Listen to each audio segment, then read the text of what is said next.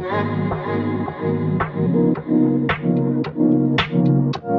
everyone, welcome to Youth Bombs. I'm Craig, I'm Hallie. And I'm Olivia. and we're we're the voice of young conservatives in Alachua County. Today, we're covering some recent polls done in Pennsylvania and Michigan. So, a recent Trafalgar poll found that Trump has a slight lead in the state of Pennsylvania. The partisan makeup was the same as the CBS 2020 exit poll. However, significant differences in the age range within this poll. So, do you guys see perhaps, say, a higher portion of older voters voting this year? Because that's what this poll suggests, that we're going to have a leap in 50 to 64-year-olds and a decline in 65 plus. That's not good for Brat. It's not for Kamala HQ if that's the truth, though. You know, that's really bad. Mm. Is it not? Right, it would help Trump, but I'm not necessarily sure that we're gonna see, say, a 6-point spike in folks who are 50 to 64 with a significant drop in 65 plus year olds. Yeah. The thing is, though, partisanship is the top predictor of who you're going to vote for. So we have a perfect match on the partisanship here with the 2020 exit poll.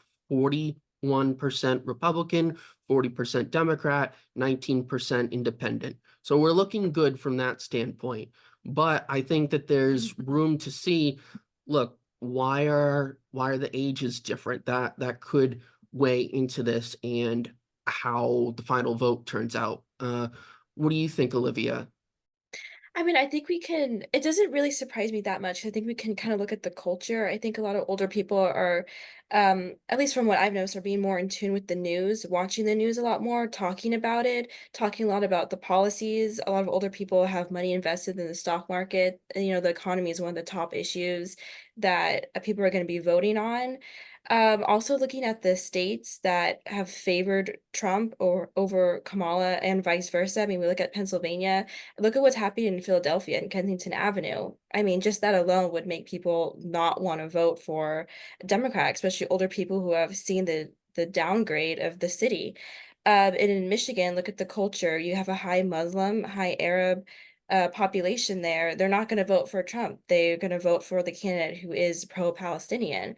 So the stats are kind of responding to how I'm viewing the cultural response. Yeah, and I think given what you were saying about crime in Pennsylvania, Trump is doing better with African Americans than he was in 2020. However, he's not reaching the levels that he was against Sleepy Joe. So there is a difference there. I think that there perhaps could be some level of identity politics at play favoring Harris, but at the end of the day, it's good that he's improving there. Now, Michigan is another story because we had the New York Times Siena poll showing Harris 5 points ahead with likely voters for a breakout of Trump, Harris, RFK Jr., Jill Stein, and West. So Oh gosh. yeah, so you got all the candidates, and they say, oh, well, Harris is leading by 5 points. But when we actually dig into the numbers, it tells a different story because they really, really oversampled the Democrats and undersampled Republicans by an even bigger margin, which is definitely going to affect things. I gotta ask why they would do this, if not just to discourage conservatives. Because look, in 2020, 38% of the Michigan electorate was Republican, 38% was Democrat, 23% was independent. In this poll, however, New York Times, who people say, oh, it's the most trustworthy, and if you don't believe it, you're just coping. That seems to be the response on X. Well, guess what, folks? Heavy cope. Yeah, Republicans in this poll only 29%. Why are we undersampling them by so much? It's not like, oh, you know what, all the Republicans just like disappeared. They fell off a roof and they're gone. Like, no, they're still there. Republican voter registrations has been going up and up in a lot of states. So They're Hallie, scared. y They're scared and yeah, they I wanna mean, push a partisan poll. There you go. There's your answer. right. Sorry, they were a little scared, like, maybe yeah, Kamala's getting some traction. Yeah, people are showing up to her rallies, whatever, but she's gonna have to work really hard if not relying on those party politics and making sure that she, I don't know, acts a certain way to get certain people's votes. But I don't know, I'm kinda shocked. I guess I'm not shocked. New York Times, I think the only thing they're good for is sometimes their cartoons, but, yeah, it's not super surprising that they're trying to, like, temper the waters, right? I think we're in a boiling pot, and they're like, "Oh, no, you're not doing as good as you think you're doing." I don't know, Mhm, it's a part of the landscape right now, it's crazy. Presidential cycle. mhm. They're Olivia, do definitely these polls discourage you, or, do you see them as a hopeful sign that, look, they're just trying to mislead us? I definitely think they're just trying to mislead us. I was actually just talking to my uncle who lives in Arizona, and Kamala, I believe she recently visited there, and they were saying how much Arizonans they love Kamala, blah blah blah. Their top issue is not immigration, even though they're a border state. Literally, it's actually abortion. They want it because they want abortion. But he was saying, just look around. Everyone has a Trump flag. Everyone is gonna that he talks to is gonna vote for Trump. I mean, it's their biggest issue there is the immigration. I really think they're trying to mislead people. But I don't think we should be surprised by that. I think they thought it was going to be a shoo-in with Kamala based purely on identity politics. Yeah. But I think when she gets up on that debate stage against Trump, I mean, it's all going to crumble. And a really good point that I've seen online that people have brought up is that we shouldn't be confused onto what Kamala Harris's stances are. We should know them and know if we either agree with them or not. And I think people know her stances only because they dig into it or are familiar with her positions in California. Otherwise, people don't really know what she's going to bring to the table. Yeah, they just look at the poll and they go, "Oh, we're winning," which is kinda scary when you don't have election integrity. Mhm, Yeah, and right. I'm obviously dumbfounded as a conservative as to why anyone would donate or vote for her. Um, Because she's just based black. on everything, on her track record alone. But yeah, I think they're definitely trying to as a fear tactic, but I don't think it's gonna work. I think it might have a reverse effect and more people are gonna get fired up. I think people are really done, and I think moderates are leaning right, especially after the Israeli-Palestinian conflict. Mhm. Understandable. And I think that's where the advertising aspect of this all comes in because we look at public opinion and it's soft at first and then it hardens and it's harder to shift Mhm. after time goes on. So right now, we know that voters, they haven't formed as much of an opinion on Harris, but as time goes on, it's going to be up to Harris and Trump to define her. And whichever camp wins in that regard really is going to have an advantage in the election because not as many people have their mind made up about her. They haven't heard as many negative things about her. So if Trump can take to the airwaves and show what she really is, the most liberal senator when she was in office, then people in the Midwest are going to see that and they're not going to be happy. They're going to understand that she's radical and not just mamala. Yeah, no, and also I think that her stances with the whole Israeli-Palestinian, the Gaza war are gonna really come back and bite her. I mean, we already have seen pro-Palestinians come up to her rallies and protest against her, and she really hasn't had a response other than to say, "I'm speaking now." So, That was yeah, it was really laughable. But also it's laughable to the point where you realize this person could actually be the president of the free world, and then it gets really scary. yeah, I've just been seeing some people, I would say leftists, liberals, whatever, posting, and that is they're almost like it's like a breaking point, right? It's take the watermelon out of your bio on Instagram, your support for Palestine, if you really want to say Kamala is brat and I love Kamala, this brain dead, brain rot internet culture that Kamala HQ is trying to hitch their wagon to. It makes no sense because what just like a year ago, a couple months ago, she said, "What do we know about 18 to 25-year-olds? They're stupid." Like, did we forget that?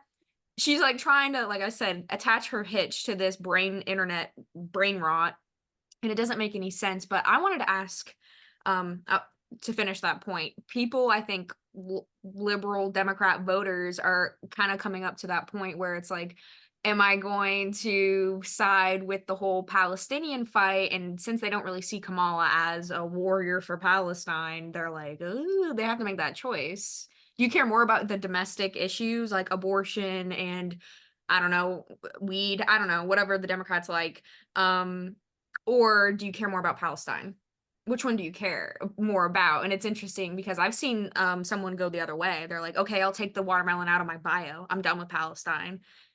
And it's like, Mm, whoa, I think people are gonna have to try to start making their choices. I don't know. hmm. Yeah, no, understandable. And it's just going to show like what is more important to these folks. For some of them, I think you look at the ethnic identity and they feel a tie to Palestinian quote unquote liberation, even though they're not oppressed in the first place. But really, there's that and the abortion issue, which unfortunately Harris has a large lead over Trump on, even though Trump is more the moderate on this issue. Leave it to Mhm. the states. We're not going to say you must have 9-month abortions, third trimester abortions. Like, that's ridiculous. And I think that it shouldn't be the focus of the campaign for Trump, abortion, because it's tough to beat back at that. But if you're going to look at reality, Trump does have the moderate position on abortion, not Harris. I think we need to stop legislating morality. Mm, Stop making laws around moral disagreements. I think it's like it puts us into a position where we will always be losing because there might be a percentage of the population that just disagrees. I think we should step away from, as like legislators, as politicians, as whoever, step away from the morality of a lot of different issues. Like that's not your place to be making laws, you know? But I had a mm. question for Olivia specifically, and you, Craig, of course. What was your thoughts on JD Vance pulling up right when Kamala was there, like plane to plane or whatever the situation was, and he went to the press, the news media, and he just started going, "Oh, well, I know Kamala won't talk to you, so here I am." What are your thoughts on JD Vance's most recent kind of like his attempts? Because I think he's trying to help Trump out. He's VP, right? What do you think about JD Vance? Well, before he got picked as the VP, I didn't know much about him, I'll be honest. But now that he's the VP, I've just been kind of comparing his publicity versus Kamala, and I feel like he's been doing a really great job. He answers every single question. He's been showing up to everything, and he's been honest. I mean, I just saw he was just on CNN, which is a tough interview to do. Let's be honest. He's going to get attacked, Oh or yeah, at least he you did. know misconstrued questions, and he did a great job, and Mhm. he seemed very moderate and very respectful. And then I watched Kamala's publicity so far, and she hasn't done any interviews. The closest thing she's done to interviews is just kind of like reporters passing by, and what she says is just, it's almost not incoherent, but you can't really understand what she's saying. She's just a bunch of word salad. So I have to really admire how he's putting himself out there. Mm. And of course, he's a politician at the end of the day, but I feel like he's doing a pretty good job. Yeah, I agree. Mm, yeah, for sure. I think that he's the right pick for Trump. He needs to strengthen the base of low propensity white working class voters. And that's what Vance does because he can relate to them, because he shared their struggles and was able to build himself up into something strong, doing well for himself, and shows that working hard will get you very far. So Mm, he understands the struggle of the Midwest in the towns that are deteriorating. And that's what we need in the White House. That further strengthens Trump's position on helping the forgotten men and women of this country. So absolutely a great pick, very strong, and I like that he picked him and not say a pick based on identity or gender or what have you, but look at the background and what he's done, military service, senator, tech investor, all that shows that he's a great pick. Yeah, I agree. Speaking of bad picks for VP, Tampon Tim. Tim. I was actually pretty shocked. I was worried when Josh Shapiro was know. that because I thought, hey, he's actually kind of a good pick Scary. because he's a Scary. little more moderate-ish, ish. But Tim Walz, I mean, he's a socialist through and through. He doesn't even have any investments in the stock market. That's how much he's against capitalism and free markets, And I mean, look at Milwaukee. Ever since That's all you have to 2020. say. The summer of all you have love, to say. Milwaukee. Yeah. That's it. There you go. And the report coming out about his wife saying that she opened up the windows of their house to smell the burning tires, to know that this is what America was. This is freedom. I mean, You're I on don't know. crack. Like, what Yeah. are you buying down the street? Get in the house, ma'am. Close your windows. That's I crazy. literally don't think you could virtue signal any more than that. I think she took the cake. That was like the virtue signal final boss on that. Love rubber. Gosh, love the smell of burning rubber. Oh man, yeah, absolutely wild. Tim Walz, I'm glad that she picked him as An the VP amazing pick. because frankly, I would have been worried with Shapiro. He could have delivered Pennsylvania for her. Yeah. He is somewhat popular in that state. There are some Trump Shapiro voters. He's got like a so 50-some percentage approval. That's Right. like a green seal of approval. That's pretty good. Yeah. And he knows how to talk. That's crazy. Kamala doesn't. Putting Mhm. him up against Kamala, I mean, just they've done it before, just do it again, flip, right? That's terrifying. Kamala wouldn't allow that. Mhm. But she likes Santa. Tampon Tim. Wild. Well, Olivia, any closing thoughts? I think that people should not give up hope. I think we still have a lot of time to really make sure that Trump's going to win. And all the way down to the local government. I think a lot of people are sick of leftist ideas way more than you think. Yeah. Absolutely. Hallie, anything else to add? Red wave. No. There we go. 2024. That wasn't anything. Oh, by the way, I know like people on the internet sometimes get crazy. That was just like a rock and roll. That wasn't anything. Yeah. So yay. Okay. Yeah. Well, thanks everyone so much for watching. We really appreciate it. We upload every Monday, Wednesday, and Friday at 1 p.m. If you'd like to reach out to us, feel free at youthbombs@alatrorepublicans.com. Thanks so much, everyone. Bye. Bye. Bye. We can cut that out. We don't have Yeah. to say, I don't have to say bye.